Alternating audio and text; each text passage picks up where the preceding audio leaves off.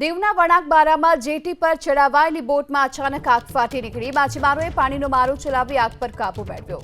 જોકે દીવ ફાયર બ્રિગેડને પણ જાણ કરાતા અડધો કલાક બાદ ફાયર વિભાગની ટીમ અહીં ઘટના સ્થળે પહોંચી હતી।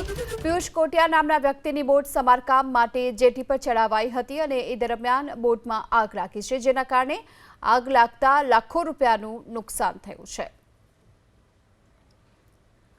તો જેટી પર રાખવામાં આવેલી બોટમાં આગ ફાટી નીકળી હતી। સમારકામનું કામ અહીં ચાલી રહ્યું હતું। જોતજોતામાં આગ ફાટી નીકળી, તેને લઈ થોડીવાર માટે અહીં અફરાતફરી જોવા મળી।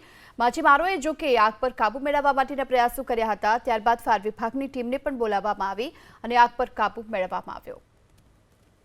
તો જેટી પર રાખવામાં આવેલી બોટમાં આગ ફાટી નીકળી હતી। સમારકામનું કામ અહીં ચાલી રહ્યું હતું। જોતજોતામાં આગ ફાટી નીકળી, તેને લઈ થોડીવાર માટે અહીં અફરાતફરી જોવા મળી। માછીમારોએ જો કે આગ પર કાબુ મેળવવા માટેના પ્રયાસો કર્યા હતા। ત્યારબાદ ફાયર વિભાગની ટીમને પણ બોલાવવામાં આવી અને આગ પર કાબુ મેળવવામાં આવ્યો।